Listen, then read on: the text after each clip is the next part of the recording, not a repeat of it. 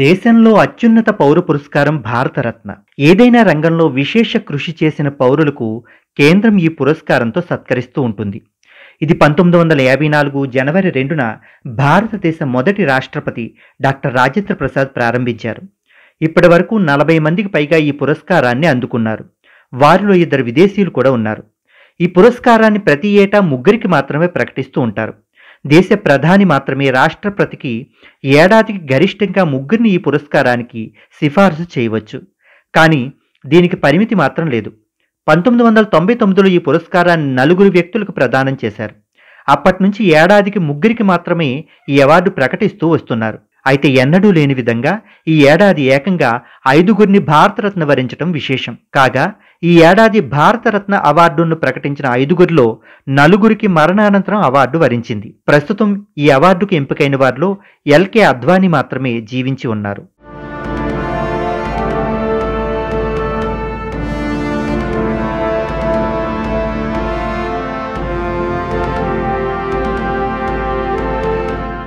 PV Narasimha Rao ప్రధానమంత్రి పదవిని అధిష్ఠించిన మొదటి దక్షిణ భారతవాసి.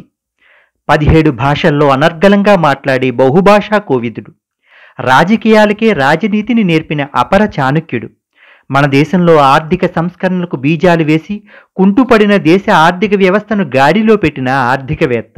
మన తెలుగువాడు, తెలంగాణ బిడ్డ శ్రీ పాములపర్తి వెంకట నరసింహారావు. 1998లో వాజ్పేయి ప్రభుత్వం జరిపిన అణుపరీక్షల కార్యక్రమానికి శ్రీకారం చుట్టింది కూడా పివి నరసింహారావు గారే. ఆయన కాలంలోనే అణుబాంబు తయారైందన్న విషయాన్ని స్వయంగా వాజ్పేయి కూడా ప్రకటించారంటే పివి ఘనత ఏపాటిదో తెలుసుకోవచ్చు. ఎన్నో ఏళ్లుగా ఆయనకు చరిత్రలో దక్కాల్సిన గౌరవం లభించలేదన్న విమర్శలు కూడా ఉన్నాయి.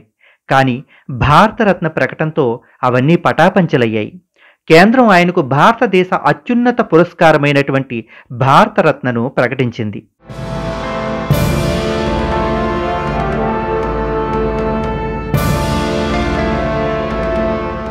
లాల్ కృష్ణ అద్వానీ బీజేపీ అగ్రనేత, మాజీ ఉప ప్రధాని ఎల్కే అద్వానీని కేంద్రం దేశ అత్యున్నత పురస్కారం భారతరత్నతో సత్కరించింది. ఈ విషయాన్ని ప్రధాని నరేంద్ర మోదీ ఎక్స్ వేదికగా వెల్లడించారు.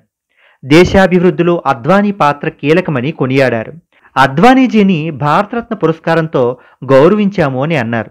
ఆయనతో ఫోన్లో మాట్లాడి శుభాకాంక్షలు తెలిపాము అని అన్నారు. ఈ తరానికి చెందిన గొప్ప రాజనీతిజ్ఞుల్లో ఆయన ఒకరని, దేశాభివృద్ధికి ఆయన చేసిన కృషి చిరస్మరణీయమని మోడీ అనేక విధాలుగా ప్రశంసించారు. లాల్ కృష్ణ అద్వానీ 1927 నవంబర్ 8న అవిభక్త భారత్లోని కరాచీలో జన్మించారు. అక్కడే సెయింట్ ప్యాట్రిక్స్ హై స్కూల్లో పాఠశాల విద్యను అభ్యసించారు. పాకిస్తాన్లోని హైదరాబాద్లో ఉన్నటువంటి డీజీ నేషనల్ కాలేజీలో న్యాయ విద్యను పూర్తి చేశారు. 1947లో తన 14 ఏళ్ల వయసులో ఆయన ఆర్ఎస్ఎస్లో చేరారు. 1947లో రాష్ట్రీయ స్వయం సేవక్ సంఘ్ కరాచీ విభాగం కార్యదర్శిగా విధులు నిర్వహించారు. 1980లో అద్వానీ సహా కొంతమంది జనసంఘ్ను వీడి అటల్ బిహారీ వాజ్పేయితో కలిసి 1980 ఏప్రిల్ 6న భారతీయ జనతా పార్టీని స్థాపించారు. 1982లో మధ్యప్రదేశ్ నుంచి 3వసారి రాజ్యసభకు ఎన్నికయ్యారు. 1996లో జరిగిన సార్వత్రిక ఎన్నికల్లో బీజేపీ అతిపెద్ద పార్టీగా అవతరించింది. వాజ్పేయి ప్రధానిగా బాధ్యతలు చేపట్టారు. 18 రోజులకే ఆయన ప్రభుత్వం కూలిపోయింది. ఆ తర్వాత 1998లో మిత్రపక్షాలతో కలిసి బీజేపీ మళ్లీ ప్రభుత్వాన్ని ఏర్పాటు చేసింది. 1999లో జరిగినటువంటి ఎన్నికల్లో గాంధీనగర్ లోక్సభ స్థానం నుంచి అద్వానీ గెలిచారు. 2004 ఎన్నికల్లో బీజేపీ ఓటమి పాలవ్వడంతో అద్వానీ ప్రతిపక్ష నాయకుడిగా బాధ్యతలు చేపట్టారు. లోక్సభలో సుదీర్ఘకాలం పాటు ప్రతిపక్ష నేతగా పనిచేశారు. 2009 ఎన్నికల్లో బీజేపీ ప్రధాని అభ్యర్థిగా పోటీ చేశారు. ఆ ఎన్నికల్లో బీజేపీ ఓడిపోయింది. 2014లో మరోసారి గాంధీనగర్ నుంచి గెలుపొందారు. అద్వానీ 2019 నుంచి క్రియాశీల రాజకీయాలకు పూర్తిగా దూరంగా ఉన్నారు.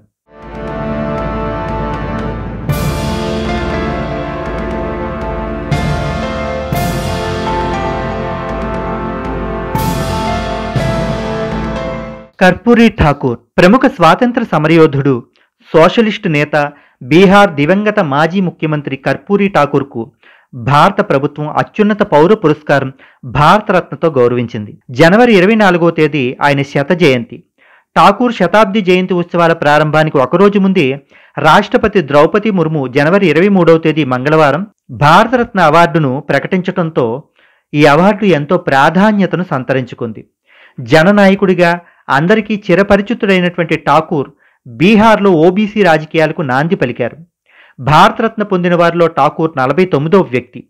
బీహార్ ముఖ్యమంత్రి పీఠంపై కూర్చున్న తొలి కాంగ్రెసేతర సోషలిస్ట్ నేతగా చరిత్ర సృష్టించారు శ్రీ ఠాకూర్. బీహార్కు ఆయన 2 సార్లు సీఎంగా సేవలందించారు. తొలిసారిగా సీఎంగా 1970 డిసెంబర్ నుంచి 1971 జూన్ వరకు పనిచేశారు.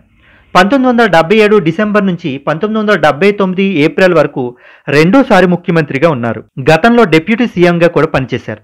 ప్రజాస్వామ్యం, సామాజిక న్యాయానికి ప్రతిరూపం ఠాకూర్. అణగారిన వర్గాల తరపున పోరాడి వారిలో మార్పు రావటానికి ఎంతగానో కృషి చేశారు. రాజ్యాంగ స్ఫూర్తిని జీవన విధానంగా మార్చుకున్న మహానుభావుడు శ్రీ ఠాకూర్. ఈ పురస్కారం ఆయన చేసిన కృషికి మాత్రమే కాదు, భావితరాలకు స్ఫూర్తిగా, గొప్ప ప్రేరణగా కూడా నిలుస్తుంది.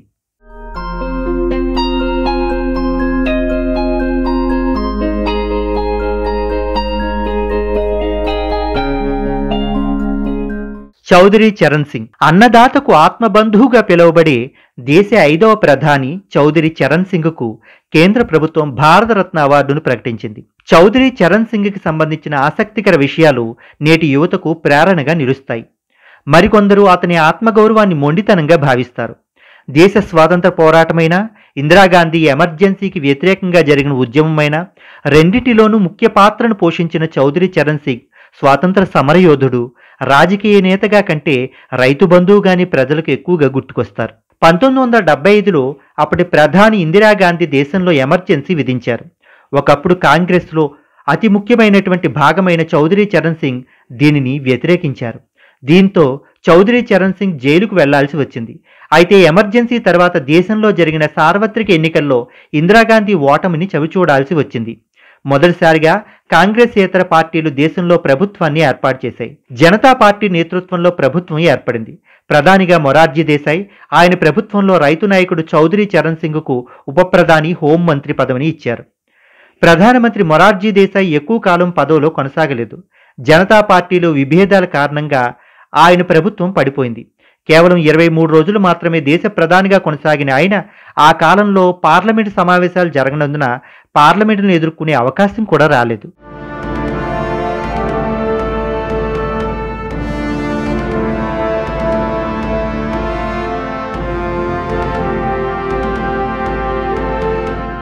ఎంఎస్ స్వామినాథన్, మానుకొంబు సదాశివన్ స్వామినాథన్. సరిపడా పంటల ఉత్పత్తి లేక ఆకలితో అలమటిస్తున్న మన దేశానికి అన్నం పెట్టిన అరుదైన శాస్త్రవేత్త. ఈ హరిత విప్లవ పితామహుడికి కేంద్ర ప్రభుత్వం భారతరత్న పురస్కారాన్ని ప్రకటించింది. దేశం ఆహార ధాన్యాలను దిగుమతి చేసుకునే స్థాయి నుంచి పంటల ఉత్పత్తిలో స్వయం సమృద్ధి సాధించి ఇప్పుడు విదేశాలకు ఎగుమతి చేసే స్థాయికి ఎదిగిందంటే అదంతా కేవలం ఎంఎస్ స్వామినాథన్ గారి చలవే అని చెప్పటం అతిశయోక్తి కాదు. హరిత విప్లవం, నూతన వంగడాలు, ఆధునిక వ్యవసాయ విధానాలతో దేశాన్ని అన్నపూర్ణగా మార్చారు. తన జీవితాన్ని హరిత విప్లవానికే అంకితం చేశారు. ప్రజలందరికీ పౌష్టికాహారం అందించాలని, ఆహార భద్రత కల్పించాలని అహర్నిశలు తప్పించారు. ప్రపంచ ఆహార వ్యవస్థల స్థిరీకరణకు తన వంతు తోడ్పాటును అందించారు.